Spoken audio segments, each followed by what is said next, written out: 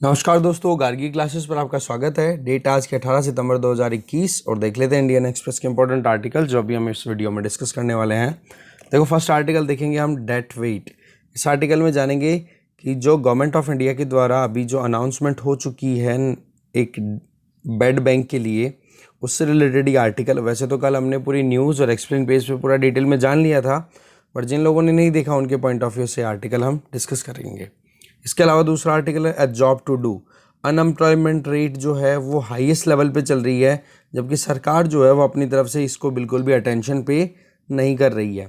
ठीक है, और अनएम्प्लॉयमेंट से रिलेटेड हमारे पास में क्या क्या एविडेंसेस है, कितनी प्रॉब्लम आती है एक इंडिविजुअल को अगर वो अनएम्प्लॉयड होता है तो वो सारी चीज़ें हम इस आर्टिकल के थ्रू जानेंगे, एक ब्रीफ समरी के थ्रू। फिर नेक्स्ट आर्टिकल डिस्कस करेंगे न्यू होराइजन।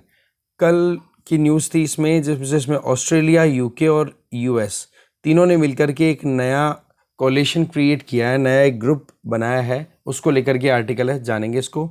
और फिर लास्ट आर्टिकल हम देखेंगे ब्रेकिंग द ग्लास वॉल्स। इस आर्टिकल में हम जानेंगे कि stem that means science, technology, engineering, management या मैथमेटिक्स, राइट। तो इसमें अभी जो फीमेल पार्टिसिपेशन है वो कितना कम है, इसके पीछे कितने सारे सिनेरियोज होते हैं, जेंडर स्टीरियोटाइप पे मुद्दा हम समझेंगे। फेमिनिज्म के अंदर जो फीमेल्स हैं वो क्या सोचती हैं, किस तरीके से आगे करती हैं, ओवरऑल वुमेन वेलफेयर या women empowerment point of view से इस आर्टिकल को देखेंगे। बाकी आइडिया पेज पर जो 3 आर्टिकल्स हैं एक बार उन पर नज़र डाल लेंगे। ठीक है, तो चलिए देखते हैं एक एक आर्टिकल को डिटेल में। फर्स्ट आर्टिकल है डेट वेट। देखो, इस आर्टिकल में बताया जा रहा है कि थर्सडे को फाइनेंस मिनिस्टर निर्मला सीतारमन जी ने अनाउंस किया है कि गवर्नमेंट जो है वो 30,600 करोड़ रुपए की गारंटी देगी, जो अभी नया national asset reconstruction company limited, that means जो बेड बैंक है उसको, जिसको बेड बैंक के नाम से भी जाना जा रहा है। तो ऐसे में देखो, ओवरऑल देखा जाए तो स्ट्रेस्ड लोन का अमाउंट है लगभग 2 लाख करोड़ रुपए, जिससे कि बैंकों की बैलेंस शीट बिगड़ी हुई है और वो लोन देने से डर रहे हैं, और या फिर उनका लोन देने का जो स्कोप है वो ऑलमोस्ट ख़त्म हो रहा है।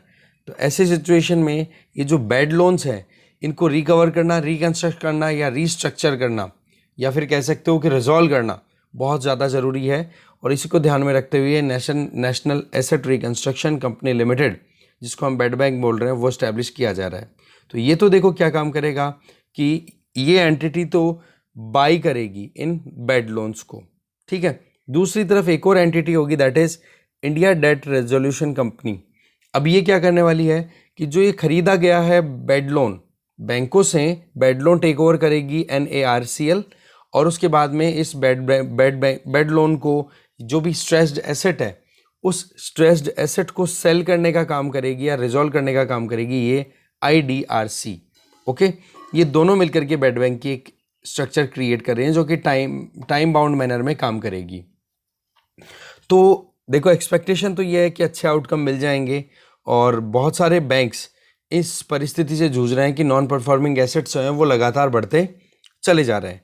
तो एक सिंगल एंटिटी अगर इन सारे बैंकों की, अलग अलग जितने भी कमर्शियल बैंक्स हैं, उनकी स्ट्रेस्ड एसेट्स को टेक ओवर कर लेगी, तो ये बैंक क्या होंगे, अपनी तरफ से बैलेंस शीट को थोड़ी हेल्दी बना पाएंगे, और नॉर्मल जो बैंकिंग प्रोसेस होता है, जिसमें एक तरफ तो डिपॉजिट लेना और दूसरी तरफ लोन देना, दोनों काम वो आसानी से कर पाएंगे। तो ओवरऑल देखो, यहाँ पर 90,000 करोड़ रुपए का जो लोन है, जो स्ट्रेस में है, उसको एक बार टेक ओवर किया जाएगा शुरुआत में। ठीक है, और जो कोई भी स्ट्रेस्ड एसेट को टेक ओवर किया जा रहा है ना इस बेड बैंक के द्वारा, उसमें लगभग 15 to 85% का रेशियो रहेगा। ये जो 15% रहेगा, ये तो देखो कैश में दे दिया जाएगा जिस भी बैंक से ये बेड बैंक टेक ओवर करेगा एसेट्स को, स्ट्रेस्ड एसेट्स को, और 85% जो रहेगा वो सिक्योरिटी रिसिप्ट्स के तौर पे पेमेंट कर दिया जाएगा। तो ऐसे में ट्रांजैक्शन हो गया कंप्लीट। अब ये जो अपफ्रंट पेमेंट है वो सीधा का सीधा कैश में दे दिया गया, और उसके बाद में बचा हुआ जो एसेट्स हैं उसके लिए क्या किया जाएगा कि जो एसेट्स को मोनेटाइज, या फिर आप मोनेटाइज तो क्या कहेंगे, रिजॉल्व करने की कोशिश की जाएगी कि मार्केट में प्रॉपरली अगर कोई उसको परचेज करने के लिए आता है, जो भी लोन स्ट्रेस में है, दैट मीन्स जो भी एसेट है बैंक का है। अब देखो बेसिकली होता क्या है, किसी भी बैंक के लिए जो डिपॉजिट्स आता है ना वो तो लाइबिलिटी होती है, और उसी बैंक के लिए जो वो लोन देता है वो एक तरीके से उसका एसेट होता है। क्योंकि एसेट से क्या होता है, अर्निंग होती है, और बैंक जो है लोन दे करके मार्केट से पैसा ब्याज पे मतलब ब्याज लेते रहते हैं। तो ऐसे में बैंकों की इनकम भी इन्हीं लोन से होती है। पर ये लोन अगर बैड हो जाए, दैट मीन्स रिटर्न में कोई इंटरेस्ट भी नहीं आए और प्रिंसिपल भी नहीं आए, तो ये स्ट्रेस्ड एसेट हो गए बैंकों के लिए। तो ऐसे में इन स्ट्रेस्ड एसेट्स को रिजॉल्व करना बहुत ज़्यादा ज़रूरी है। और सबसे ज़्यादा परिस्थितियाँ जो बिगड़ी हुई है ना, वो है पब्लिक सेक्टर बैंक्स की। ओके, तो उनको थोड़ा सा प्रोटेक्ट करना ज़्यादा ज़रूरी है। तो इसी सिचुएशन को ध्यान में रखते हुए ये सारा प्रोविज़न किया गया है। ठीक है, तो इसमें बैंक जो होंगे इनको फ्रीडम मिल जाएगी कि वो अपनी सिक्योरिटी रिसिप्ट्स वो सेल भी कर सकेंगे सेकेंडरी मार्केट में।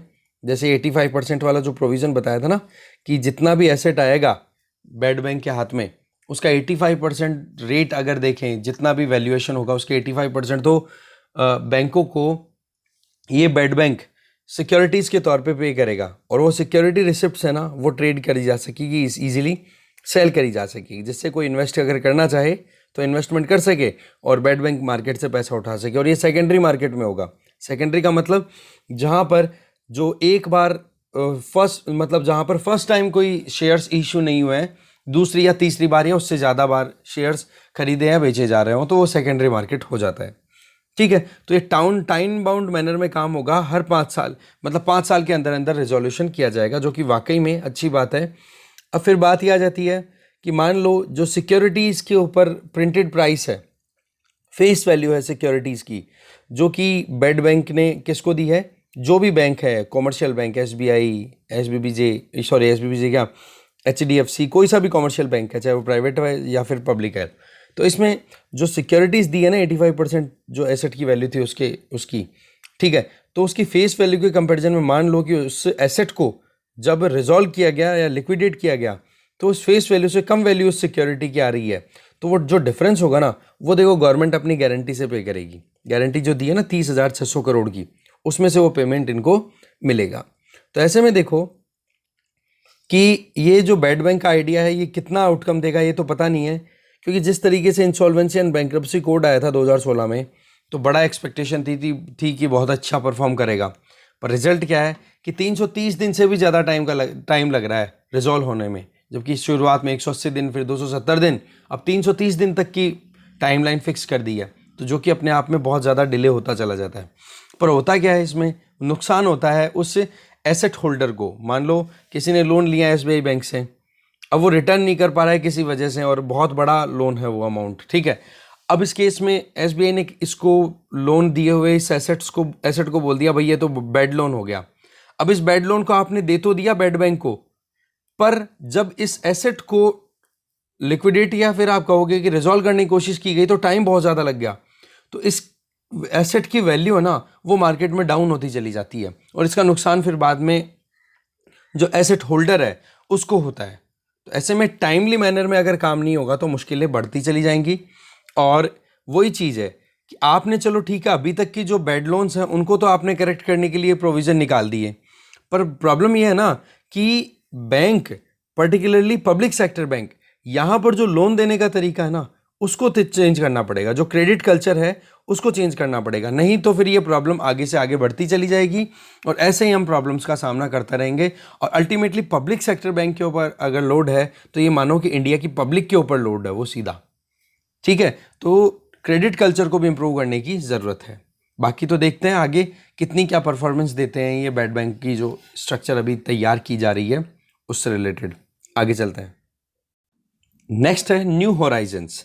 देखो, ऑस्ट्रेलिया, UK और US तीनों ने मिलकर एक सिक्योरिटी पार्टनरशिप एग्रीमेंट साइन किया है, जिसमें एक तरफ तो क्वेड की मीटिंग होनी थी, उस मीटिंग से जस्ट पहले तो इसमें मेन जो मुद्दा है वो है एक तो अफगानिस्तान से USA का विड्रॉवल, और वहाँ पर दूसरी जो पावर्स हैं, पर्टिकुलरली चाइना की बात करें, उसका असर्शन। तो यहाँ पर USA की इमेज पे बहुत ज़्यादा धब्बे लग चुके हैं। तो इस केस में USA के सामने बहुत बड़ा चैलेंज था, और ये कहा जा रहा था कि डोमेस्टिक शेल्स में रिट्रीट कर रहा है USA, मतलब विड्रॉ करने के बाद में अब USA अपने आप को आइसोलेट कर लेगा पूरे वर्ल्ड से। पर ये जो एग्रीमेंट है AUKUS, ठीक है, तो इसका सिग्नल सीधा सा ये जा रहा है कि यहाँ पर बिल्कुल भी अमेरिका जो है इस चीज़ को लेकर के बिल्कुल भी आप कह सकते हो कि विड्रॉवल के मूड में नहीं है। वो एक रॉबस्ट मैनर में अपने आप को असर्ट करने के लिए रेडी है, चाहे AUKUS हो या फिर ANZUS हो या फिर फाइव आइज हो या फिर इसके अलावा कोई भी सिक्योरिटी अलायंस हो। हर एक के अंदर यूएसए की पार्टनरशिप डेफिनेटली है, जिसके चलते वो इंडो पैसिफिक रीजन में अपना रोल बिल्कुल भी डाउन नहीं होने देना चाहता। और अफगानिस्तान के विड्रॉल के टाइम पे यूएसए के जो लीडर्स, उनका स्टेटमेंट भी यही था कि अब अफगानिस्तान से भी ज़्यादा इंपॉर्टेंट इश्यूज़ हैं, और उनका जो एक्सपर्ट्स की तरफ से माना जा रहा था वो था चाइना, और वही चीज़ यहाँ पे देखने को मिल रही है। तो एक चीज़ तो ये हो गई कि यूएसए जो है वो एक्टिव रोल प्ले करने के लिए आ रहा है, यहाँ पर विड्रॉ करके बिल्कुल ही शांत होने नहीं जा रहा है।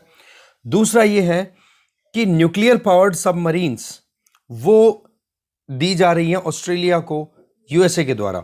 इसका मतलब ये हो गया, न्यूक्लियर पावर्ड का मतलब कि जो भी पावर मिलेगी सबमरीन को चलाने के लिए वो न्यूक्लियर बेसिस होगी, ना कि उसमें न्यूक्लियर आर्म्ड सबमरीन। दोनों में डिफरेंस होता है। न्यूक्लियर आर्म्ड तो कौन सा, जिसमें न्यूक्लियर आर्म्स डिप्लॉय करके रखो, जबकि न्यूक्लियर पावर्ड सबमरीन है वो दी जाएंगी ऑस्ट्रेलिया को। ठीक है, तो ऐसे में क्वेड जो कि अपने आप में एकदम क्लियरली स्टेट नहीं करता कि हाँ वो सिक्योरिटी या मिलिट्री अलायंस है, उसके कंपैरिजन में ये जो ग्रुप है ना AUKUS, ये बिल्कुल क्लियरली अपने आप को सिक्योरिटी और मिलिट्री अलायंस के तौर पे असर्ट कर रहा है। दूसरी चीज़ ये थी। तीसरा पॉइंट ये कि क्वेड की बात करो या फिर AUKUS की बात करो, इनका मेन काम क्या है कि अपने पार्टनर्स को प्रोटेक्ट करना, जिसमें अराउंड 38 कंट्रीज हैं इंडो पैसिफिक रीजन में, जो कि चाइना की असर्शन को लेकर के एप्रीहेंशन फील करते हैं या एप्रीहेंडेड है, कहीं ना कहीं टेंशन में है। तो चाइना का जो असर्टिवनेस है ना, इसको रोकना, इस चैलेंज को रोकना इनके लिए बहुत ज़रूरी है, और इस तरफ ये दोनों ग्रुप्स काम करेंगे। चौथा जो पॉइंट है दैट इज़ कि ऑस्ट्रेलिया और चाइना के रिलेशन बहुत ही लो चल रहे हैं अभी, और उसी की तरफ एक पुश है। क्योंकि एक तरफ आप देखो कि चाइना ऑस्ट्रेलिया का अगर देखो ना, जो ट्रेड है दैट इज़ अराउंड $200 बिलियन, और उसमें चाइना जो है वो ऑस्ट्रेलिया से आयरन ओर खरीदता है, इसके अलावा जो नेचुरल गैस है वो परचेज करता है, या कोल ये परचेज करता है। तो इन दोनों का जो टू वे ट्रेड है वो बहुत ही बड़े अमाउंट में है। तो इस केस में दोनों के बीच में जो रिलेशन बिगड़ रहा है, उस रिलेशन को बिगड़ने के चलते अभी ऑस्ट्रेलिया अपनी तरफ से पूरी कोशिश कर रहा है एक्टिवली पार्टिसिपेट करना मिलिट्री अलायंसेज में, चाहे वो AUKUS हो या फिर क्वेड की बात करें। इसके अलावा आप देख सकते हो कि यूएस का जो डिसीजन है कि वो अपने जितने भी अलाइज हैं उनको मिलिट्री न्यूक्लियर कैपेबिलिटी देगा, उनमें से पर्टिकुलरली जितने भी, तो क्या मतलब मेनली ऑस्ट्रेलिया को ये प्रोवाइड किया जाएगा।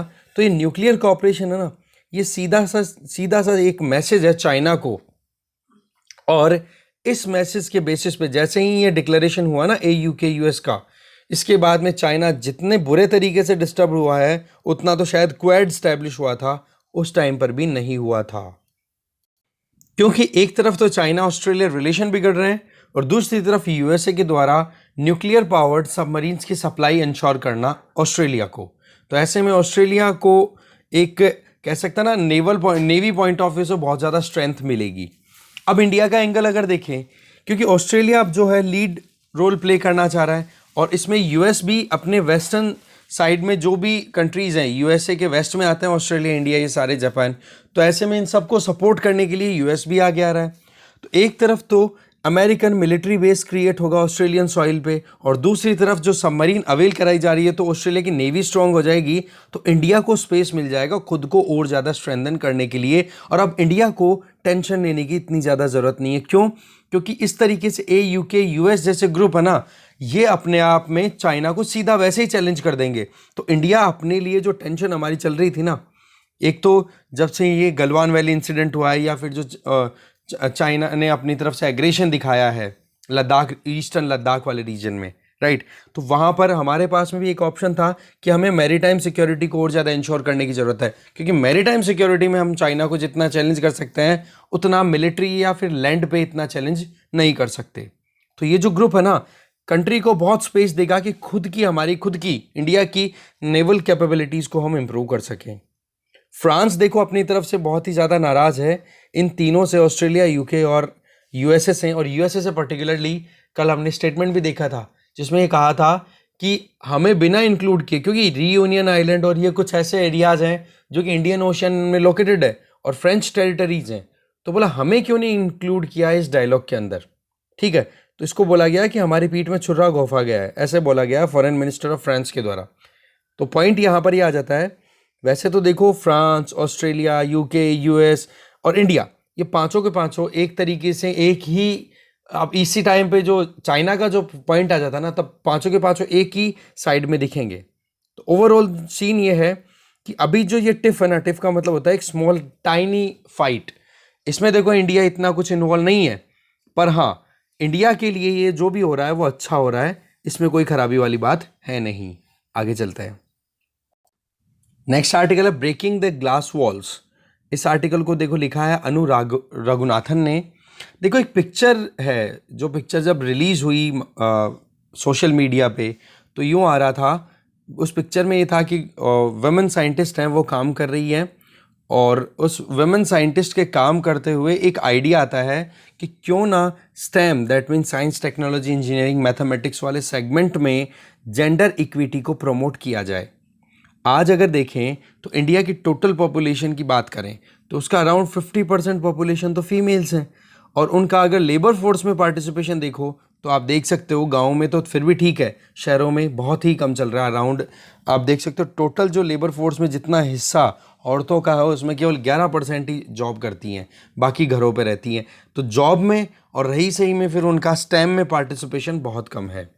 तो एक तरफ तो हम डाइवर्सिटी की बात करते हैं, दूसरी तरफ इक्विटी और इंक्लूजन, किसमें, साइंस में, कि जितना ज़्यादा पार्टिसिपेशन अलग अलग मतलब अलग अलग बैकग्राउंड के लोगों का होगा उतना ज़्यादा इनोवेशन आएगा, और इससे क्या होगा कि आप जेंडर बेसिस पे अगर ज़्यादा इंक्लूजन लेकर के आओगे तो जेंडर इक्विटी आएगी, तो इसी से फिर इंक्लूसिव मैनर में हम प्रोग्रेस भी इंश्योर कर पाएंगे। तो जो साइंस में इनइक्विटी है ना, इसको हमें करेक्ट करना चाहिए, जिसके लिए देखो एक तो है प्रीक्लूडेड बायस, मतलब कि आप कुछ होने से पहले ही प्रिजुडाइज हो जाते हो कि जी औरतें कुछ नहीं कर सकती। साथ में जो डिस्क्रिमिनेशन वाला जो डिज़ाइन है, जिसमें पेट्रियार्की मैटर करती है या बहुत ज़्यादा अपने आप को असर्ट करती है, तो वो फिर स्टेट ऑफ इनइक्वलिटी की तरफ अपने आप पुश कर देती है। तो जेंडर इक्वलिटी, इसके लिए हमें मॉरल, बिजनेस और इंटेलेक्चुअल तीनों सेगमेंट्स में समझने की ज़रूरत है। अब अगर देखा जाए तो जो भी प्रोफेशंस हैं, जितने भी काम करने के तरीके होते हैं, वहाँ पर एक अनडिबेटेबल मैनर के अंदर काम किया जाता है। दैट मीन्स कि एक बात होगी कि हाँ जी मेल ज़्यादा होंगे, फीमेल्स कम होंगी। अगर मेल्स हैं तो उनको फीमेल्स के कंपैरिजन में पेमेंट भी ज़्यादा मिलेगा। लीडरशिप की बात करो तो फीमेल्स के कंपैरिजन में मेल्स को लीडरशिप के रोल ज़्यादा मिलेंगे। तो ऐसे में अगर जेंडर इक्वालिटी हम इंश्योर करते हैं ना, तो इसका फ़ायदा केवल वुमेन को ही नहीं होगा, इसका फ़ायदा मेंस को भी होगा, इसमें डाउट नहीं है। पर समस्या क्या है कि जो बैरियर्स है ना वुमेन की लाइफ में या वुमेन के करियर को कंटिन्यू करने में, तो उनको हमें करेक्ट करने की ज़रूरत है। देखो जब फेमिनिज्म की बात आती है, फेमिनिज्म का मतलब फीमेल्स के राइट्स की जो बात करते हैं, उनका तो सिर्फ और सिर्फ एक ही मानना है कि उनकी ज़िंदगी में जो कोई भी परेशानियां हैं, औरतों की ज़िंदगी में जो भी कोई परेशानियां हैं, वो बोले मैन मेड हैं। हर एक प्रॉब्लम जो है वो इन एक आदमी की बनाई हुई है औरत के लिए। तो ऐसे में इन हर्डल्स को एक तरीके से हटाना बहुत ज़रूरी है, जिसमें एक तो सबसे बड़ी हर्डल है दैट इज़ जेंडर स्टीरियोटाइप। कि वही बात है ना कि कहा जाता है कि हाँ जी लड़कियों से कुछ नहीं हो पाएगा, तो ये जेंडर स्टीरियोटाइप है ना, ये करेक्ट करना ज़रूरी है। वुमेन एम्पावरमेंट के लिए ये बायस हटना ज़रूरी है, जिसमें मेल को फेवर किया जाता है और फीमेल को डिस्कार्ड किया जाता है। तो जेंडर बेस्ड ये इंट्रिंसिक एप्टीट्यूड है ना, या फिर डोमेस्टिक रिस्पॉन्सिबिलिटीज़ को लेकर के हम कहते हैं कि हाँ जी घर का काम है वो औरत का है और बाहर का काम है मेल का, पर उसको थोड़ा सा करेक्ट करना ज़रूरी है। इससे क्या होगा कि जो एक्चुअल में आप जेंडर बेसिस पे इनइक्विटी जो साइंस, टेक्नोलॉजी, इंजीनियरिंग, मैथमेटिक्स में चल रहा है, स्टेम में जो चल रहा है, उसको करेक्ट नहीं किया तो फुल पोटेंशियल हम अचीव नहीं कर पाएंगे। और ये जो इनइक्विटी है ना, ये अननोटिस्ड है, अभी भी बहुत लोग इस चीज़ को इग्नोर करते आगे बढ़ते चले जा रहे हैं। तो इग्नोरेंस है, ये बहुत बड़ी प्रॉब्लम है। इसके अलावा ये जो बायस है जिसमें फेवर होता है मेल्स का और फीमेल्स के अगेंस्ट में जाती है वो बातें, तो वो डीप रूटेड है हमारी सोसाइटी में, कोई अभी का नहीं है। और इसके लिए आप एक्सपीरियंस कर सकते हो हर एक जगह पे कि जहाँ पर जो फैसिलिटीज़ मेंस के लिए अवेलेबल है वो फीमेल्स के लिए अवेलेबल नहीं है। इसके लिए देखो पर्सनल बैरियर्स एक तो सबसे बड़ी चीज़, जिसमें ये कि हाँ जी कॉम्प्रोमाइज़ करना है, सेक्रीफाइस करना है, ये सारी चीज़ें जो होती हैं ये कहीं ना कहीं हमारी कल्चर और सोसाइटी से निकल के आती हैं। तो ये एक तो ट्रेंड है, इसको थोड़ा सा सेटल करने की ज़रूरत है कि कॉम्प्रोमाइज़ और सेक्रीफाइस, ये जो दो वर्ड्स हैं, इन दोनों चीज़ों को आप बायस्ड मैनर में ना लेकर के बैलेंस्ड मैनर में ट्रीट करो या पुश करो। इससे क्या हो जाएगा कि वुमेन की जो प्रेजेंस है कहीं पर भी, वो अपने आप को अपॉर्चुनिटी पॉइंट ऑफ व्यू से देख पाएंगी कि हाँ, हमारे लिए ये सारे काम है। तो जो रिस्पॉन्सिबिलिटी है या जिम्मेदारी है, वो अगर जेंडर बाइस पे ना देखते हुए सबको इक्वली मिले, तो उसका बेनिफिट फिर बाद में एम्पावरमेंट के बेसिस पे देखा जा सकता है। तो एक्सटर्नल बैरियर्स हैं वो तो आपको दिखते हैं, पर इसके अलावा बहुत सारे इंटरनल बैरियर्स भी हैं जो हमें दिख नहीं पाते हैं, जैसे कि जिनके बारे में हम ज़्यादा बात नहीं करते हैं, जो कि सोसाइटी या कल्चरल वैल्यूज़ के बेसिस पे कंटिन्यू चलते चले जाते हैं। तो सोशो कल्चरल कंस्ट्रक्ट जो भी है, जिनके बेसिस पे पैट्रियार्की लगातार अपने आप को डोमिनेंट मैनर में कंटिन्यू कर रही है, तो उसका नुकसान वुमेन को तो लेना ही है। पर एक चीज़ हमें भी पता होना चाहिए कि अगर वुमेन एम्पावरमेंट को रोक लिया गया तो उसका नुकसान कहीं ना कहीं पूरी सोसाइटी को होता है, क्योंकि ये एक जनरल स्टेटमेंट भी आता है कि अगर एक मेल की एजुकेशन होती है ना, तो वो तो केवल एक बंदे को आपने एजुकेट किया है, जबकि एक फीमेल की एजुकेशन आपने कर दी ना, इसका मतलब जनरेशन्स को एजुकेट कर दिया आपने, राइट। तो उस पॉइंट ऑफ व्यू से भी हमें इनकी एबिलिटीज़ पर ध्यान रखना ज़रूरी है। इसके अलावा हाउस होल्ड का काम हो या ट्रेड की बात करो, तो हर एक चीज़ के अंदर बैलेंस आना ज़रूरी है अगर जेंडर की बात की जाए। वैसे अगर आपसे कोई पूछे कि जेंडर या सेक्स में डिफरेंस क्या है, तो जब कोई बच्चा बर्थ लेता है उस टाइम पर उसको जो रिकॉग्निशन मिलता है डॉक्टर के द्वारा, जो डॉक्यूमेंट में लिखा जाता है कि हाँ जी फीमेल है कि मेल है, तो वो तो हो गया सेक्स डिटर्मिनेशन हो गया वो तो। जबकि टाइम के साथ साथ में एक इंडिविजुअल के बिहेवियर के पॉइंट ऑफ व्यू से उसको फिर बाद में जो रिकॉग्निशन मिलता है वो उसका जेंडर हो जाता है।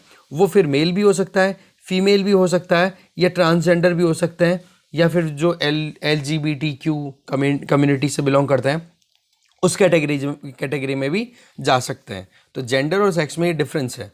तो ओवरऑल प्रॉब्लम कहाँ आ रही है कि आप एक बार एजुकेशन लेवल के हिसाब से देखो कि स्टेम में लड़कियां बहुत एडमिशन ले रही हैं, एडमिशन लेने के बाद में फिर वो हायर एजुकेशन तक पहुंचते पहुंचते कम हो जाती हैं, और फिर उसके बाद में जब जॉब्स की बात करें तो वहाँ पर उनके नंबर्स और ज़्यादा डिक्लाइन करने शुरू हो जाते हैं। तो ऐसे सिचुएशन में हमें जो एडमिशन या एजुकेशन लेवल से लेकर के टॉप लेवल तक की बात करें ना, तो टॉप लेवल में जाते जाते एक ग्लास वॉल्स दिखाई देती हैं, जो कि एक्चुअल में फील की जाती है, दिखती नहीं है।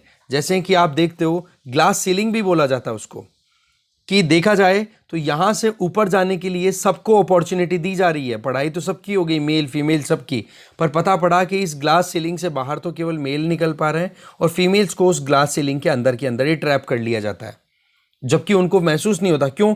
क्योंकि फिर हायर अपॉर्चुनिटी लीडरशिप के जो पॉइंट हैं वहाँ पर उनको रोल बहुत कम मिल पाते हैं। तो ये एक तरीके की ग्लास सीलिंग है।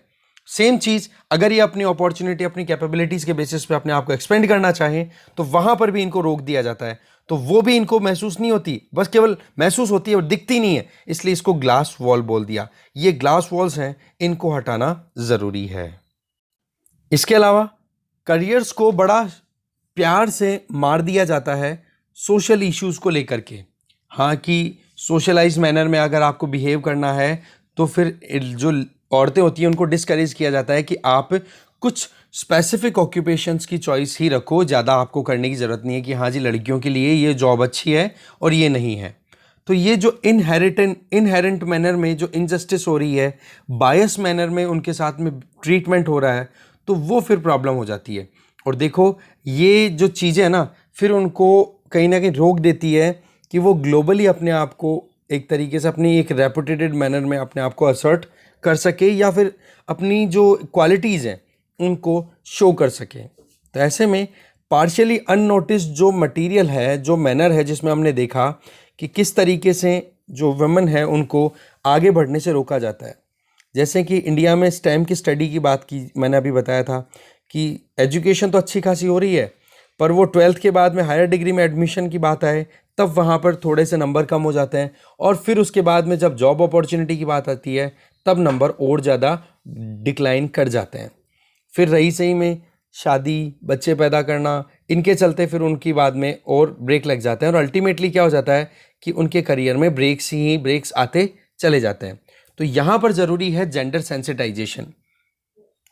जेंडर सेंसिटाइजेशन का मतलब हो गया कि जो बायोलॉजिकल डिफरेंस है मेल और फीमेल में, आप उसको रिकॉग्नाइज करो, और उसके बाद में दोनों जो सेक्स हैं मेल और फीमेल, उनके लिए आप सेफ स्पेसेस करो ना, जहां पर जेंडर बायस को हटा करके मेल और फीमेल दोनों को अपॉर्चुनिटी मिले। और इसके लिए देखो गवर्नमेंट की तरफ से कोशिशें भी की जाती हैं कि जैसे किसी लड़की ने, या कोई फीमेल है, कोई औरत है, ठीक है, किसी फीमेल ने शादी से पहले अपनी खुद की कोई करियर अपॉर्चुनिटीज़ कंटिन्यू की थी, फिर उसके बाद में शादी हुई, शादी होने के बाद में बच्चे पैदा किए, तो उसमें लगभग 3 से 4 साल का टाइम लग गया।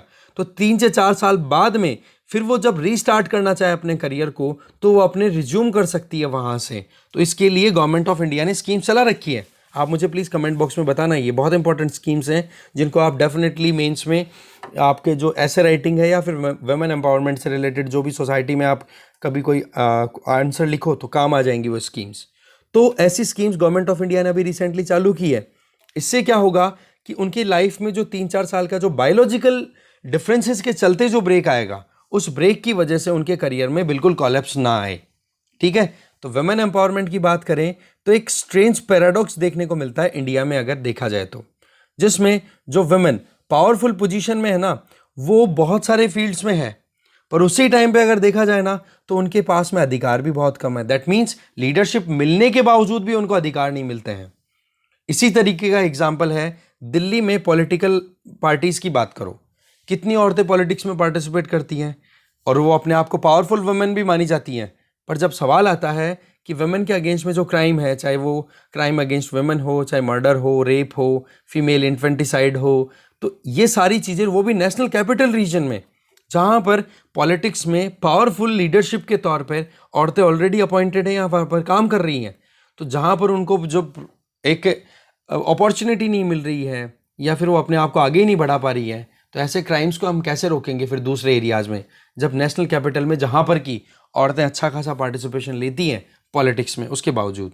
तो सोशियो इकोनॉमिक कल्चरल बैरियर्स, इनको करेक्ट करना बहुत ज़्यादा ज़रूरी है, और यहाँ से ही हमारी करेक्शन शुरू होती है, तब जाकर के जेंडर जस्टिस हम दे पाएंगे। ठीक है, तो ऐसे में ये अपने आप में बहुत ज़्यादा ज़रूरी है कि जेंडर से रिलेटेड जो भी माइंडसेट है उसको करेक्शन किया जाए और सोशियो कल्चरल चेंजेस लाए जाएं। इससे क्या होगा कि औरतों के साथ में जो भी गलत काम हो रहा है उसको गलत को हम करेक्ट कर पाएंगे। ठीक है, तो जैसे जैसे वुमेन एडवांस करेंगी ना साइंस और सोसाइटी में, वैसे वैसे इसका फ़ायदा कम्युनिटी को, कंट्री को और ग्लोबली सबको मिलेगा। ठीक है, और इसमें देखो किसी भी वुमेन को अगर आप बाहर रखते हो तो देखो इस चीज़ को हम अफोर्ड नहीं कर सकते, क्योंकि मैंने शुरुआत में क्या बताया था कि हमारी पॉपुलेशन का 50% जो है वो औरतें हैं। अगर उनको सही से अपॉर्चुनिटी नहीं मिली तो जो हम टारगेट लेके चल रहे हैं ना, चाहे इकोनॉमी वाइज देखो, चाहे ह्यूमन राइट्स वाइज देखो, डेमोक्रेसी वाइज देखो, वो टारगेट अचीव होना बहुत दूर की बात है फिर। ठीक है, आगे चलते हैं। नेक्स्ट आर्टिकल है अ जॉब टू डू। इस आर्टिकल में देखो अनएम्प्लॉयमेंट से रिलेटेड आर्टिकल है, जिसमें बताया जा रहा है, महेश व्यास के द्वारा लिखा हुआ आर्टिकल है। इनका ये कहना है कि अगस्त महीने में अनएम्प्लॉयमेंट रेट 8.3 रही, जुलाई में 7% थी, फिर आप जाओ जून में 9.2%, मई में 11%। तो ये कितना फ्लक्चुएशन आ रहा है, पर फिर भी अनएम्प्लॉयमेंट रेट है वो मिनिमम कितनी रही, 7%। मतलब आप देखो कि जितना लेबर फोर्स है हमारे यहाँ पर, उस लेबर फोर्स का 7% जो लोग हैं वो बेरोजगारी की परिस्थितियों से जूझ रहे हैं। देखो, एक तो वर्क फोर्स होती है जिसमें नॉर्मली कौन से लोग होते हैं, 15 से लेके 59 साल की उम्र के सभी लोग आ जाते हैं इसमें। इस वर्क फोर्स में से जो लोग जॉब करना चाहते हैं, ठीक है, who are willing to do something, ठीक है, टू डू जॉब, तो वो हो जाती है लेबर फोर्स। ठीक है, और उस लेबर फोर्स में से जिन लोग, जो लेबर फोर्स का मतलब जो इच्छा रखते हैं काम करने की, अब वो लोग जो इच्छा तो रखते हैं पर उनको जॉब नहीं मिलती, वो हो जाते हैं अनएम्प्लॉयड। और अनएम्प्लॉयड जितने भी लोग हैं उन लोगों का अगर आप परसेंट कैलकुलेट कर लो लेबर फोर्स के कंपैरिजन में, तो वो हो जाएगी अनएम्प्लॉयमेंट रेट। तो ऐसे में अनएम्प्लॉयमेंट रेट है वो कितनी चल रही है, मिनिमम 7%, जबकि ये लोग चाहते हैं जॉब करना। और इसके आगे आप देखो, मई में तो 11% तक पहुंच गई थी, और अभी करंट अगर अगस्त महीने की देखा जाए तो 8.3%। ये तो चलो हमने लॉन्ग टर्म की बात कर ली। अब होता क्या है हमारे लॉन्ग टर्म, क्या शॉर्ट टर्म की, पिछले महीनों की अगर बात करें, हमारे यहाँ पर पीरियोडिक लेबर फोर्स सर्वे होता है जिसमें टाइम टाइम पे ये चेक किया जाता है कि कितने लोगों को रोजगार मिला। तो मई 2019 में गवर्नमेंट ने जब इलेक्शन कंप्लीट हो गए थे ना, उसके बाद में ये एक्सेप्ट किया कि वाकई में अनएम्प्लॉयमेंट रेट जो थी 2017-18 में जून जुलाई वाले टाइम पे, बोलो वो हाईएस्ट थी 6.1%। कब? पिछले 45 सालों में। ये बात है 2019 में एक्सेप्ट की थी गवर्नमेंट ने। उसके पहले बहुत सारे रिपोर्ट्स भी डिक्लेयर हुई थी, पर उस टाइम पे चुनाव थे, इसलिए गवर्नमेंट ने रिकॉग्नाइज करने से मना कर दिया। 45 सालों की सबसे ज़्यादा अनएम्प्लॉयमेंट रेट देखी गई 6.1%, ठीक है, जो कि नॉर्मली ये मानी जाती थी कि 3% के आसपास में रहती थी। अब ये 7-8% तक पहुंचना कितना ज़्यादा अलार्मिंग सिचुएशन है, आप खुद समझ लो कि कितने लोग बेरोजगारी के दौर से गुजर रहे हैं। सबसे बड़ी प्रॉब्लम जो है ना इंडिया में, वो ये कि अनएम्प्लॉयमेंट को कभी किसी इंडिकेटर के तौर पे कंसिडर ही नहीं किया जाता है ढंग से। अनएम्प्लॉयमेंट के दो वजह हो सकती हैं। एक तो बंदा खुद जॉब तो करना चाहता है, पर उसके पास में क्वालिफिकेशन नहीं है, स्किल्स की कमी है। दूसरी तरफ अगर रोजगार है ही नहीं, जॉब्स ही नहीं है, तो उसको रोजगार कैसे मिलेगा? तो ज्यादातर जो हम फोकस करते हैं हमारे समाज में, वो क्या रहता है कि बंदे के अंदर क्वालिटी अच्छी नहीं है इसलिए जॉब नहीं मिल रही है। पर सवाल यह है कि जब जॉब सप्लाई नहीं है, जॉब क्रिएट ही नहीं हो रही है, तो बंदा कितनी भी स्किल लेकर के घूमे ना, जॉब मिलेगी कहां से? तो गवर्नमेंट की अकाउंटेबिलिटी अनएम्प्लॉयमेंट को लेकर के फिक्स करना बहुत ज़्यादा ज़रूरी है, और गवर्नमेंट इस चीज़ को कंसिडर नहीं करती है। देखो, इन्फ्लेशन और अनएम्प्लॉयमेंट ये दो ऐसे इंडिकेटर्स हैं जो किसी भी इकोनॉमी के लिए बहुत इंपॉर्टेंट होते हैं। तो इन्फ्लेशन और अनएम्प्लॉयमेंट को अगर आप ज्वाइन करना चाहो तो इसके लिए एक थ्योरेटिकल कर्व है, दैट इज फिलिप कर्व, जिसमें यह कहा जाता है कि एक लिमिट तक इन्फ्लेशन जब तक बढ़ती है तब तक जो रोजगार है वो सही रहता है, ठीक है। और उस लिमिट से अगर ज्यादा इन्फ्लेशन बढ़ जाए तो महंगाई बढ़ने के चांसेस रहते हैं, और उसमें अनएम्प्लॉयमेंट जो है वो एक तरीके से बढ़ना शुरू हो जाता है। दैट मीन्स कि इन्फ्लेशन एक लिमिट में रहे। जैसे कि अभी आरबीआई को क्या दिया हुआ है, 4 ± 2%। तो ऐसे में अगर 6% तक इन्फ्लेशन रहती है, ये फिलिप कर्व बोल रहा है, 6% तक अगर इन्फ्लेशन रहती है तो रोजगार अच्छे खासे तैयार हो जाएंगे। पर अगर इन्फ्लेशन 6% से ज़्यादा बढ़ गई तो इस केस में रोजगार डिक्लाइन होना शुरू हो जाएंगे। इसके जस्ट उलट, अगर 2% से कम इन्फ्लेशन अगर है, दैट मीन्स डिफ्लेशन चल रही है, तो उस केस में रोजगार के हाल और भी बुरे हो जाएंगे, क्योंकि मंदी रहेगी मार्केट में, और मंदी मार्केट में है तो डिमांड नहीं होगी, तो सप्लाई के लिए नए इन्वेस्टमेंट नहीं आएंगे, नए इन्वेस्टमेंट नहीं आएंगे तो जॉब नहीं क्रिएट नहीं हो पाएंगी।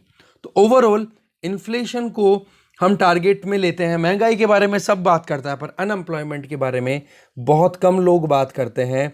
अगर हमारे यहाँ पर बात की जाए, सोसाइटी की बात करो, चाहे जब कभी भी कोई भी मुद्दा है, सरकारें बनती बिगड़ती हैं महंगाई के नाम पे, पर एम्प्लॉयमेंट के लिए कोई टारगेट नहीं किया जाता, क्योंकि इसके पीछे बहुत बड़ा एक वो है मुद्दा, वो ये कि हमारे यहाँ पर जितने भी जॉब्स क्रिएट होती है ना, उनमें से आप देखो बहुत ही कम लोगों को रोजगार मिलता है फॉर्मल सेक्टर में, ठीक है, जहां पर सरकारी कानूनी कायदों को माना जाए, टाइम पे छुट्टियां मिले, वो सारी चीजें बहुत कम लोग हैं। और ज्यादातर लोग जो हैं वो फिर कैटेगरी में बच जाते हैं सेल्फ एम्प्लॉयमेंट की में, चाहे वो एग्रीकल्चर में काम करें या छोटा मोटा खुद का धंधा लेकर के बैठ जाएं, या खुद की छोटी मोटी एंटरप्रेन्योरशिप को अप्लाई करके कोई वर्कशॉप खोल के बैठ जाए। तो overall formalisation of the economy ये बहुत कम है, और जो जॉब्स हैं और ये जो एम्प्लॉयमेंट के संबंधित जो भी सर्वेज होते हैं उनमें फोकस इस पे ही किया जाता है। तो ऐसे में ये जो बचा हुआ बहुत बड़ा सेगमेंट है, जिसमें आप यहाँ पे देखो कि इंडिया में लगभग 1 बिलियन एडल्ट्स हैं जो कि जॉब करना चाहते हैं, और उसमें से केवल 80 मिलियन ही ऐसे हैं जो कि सैलरीड जॉब में काम करते हैं, और रिमेनिंग 920 मिलियन है वो कहाँ जाएंगे? वो बेचारे फिर सेल्फ एम्प्लॉयड हो जाते हैं, डेली वेजेस लेबर बन जाते हैं, एंटरप्रेन्योरशिप के बेसिस पे थोड़ा बहुत काम करना शुरू कर देते हैं, पर उनको रेगुलर बेसिस पे सैलरी नहीं मिलती। तो ये जो प्रॉब्लम है ना, 80 मिलियन और 920 मिलियन, ये गैप अपने आप में बहुत बड़ा कारण है। इसको करेक्ट करना ज़रूरी है, नहीं तो आप देखो हाल इतने बुरे हैं। यहाँ पर देखो आप सीधा डेटा कि इंडिया के अंदर एम्प्लॉयमेंट की बात देखी जाए तो 2016-17 में जितनी भी लेबर फोर्स थी उसका 42.8% ही एम्प्लॉयमेंट, मतलब आप वर्किंग एज पॉपुलेशन का 42.8% लोगों को जॉब मिला था। वर्किंग एज पॉपुलेशन मतलब वर्क फोर्स की बात हो रही है, लेबर फोर्स नहीं। वर्क फोर्स मैंने बताया था 15 से 59 साल के जो लोग होते हैं सब हो गए, तो उनमें से 42.8% को जॉब मिलती थी, और वो घटते घटते हाल इतने बुरे हो गए कि 2019-20 में ये 39.5% तक आ गई। और भी डिक्लाइन देखें तो 2021-22 में कोई भी इंक्रीमेंट नहीं दिखा है, और पेंडेमिक ने तो और बुरे हाल कर दिए हैं कि जो वर्क फोर्स है उसका केवल 36.5% लोगों को रोजगार मिल रहा है।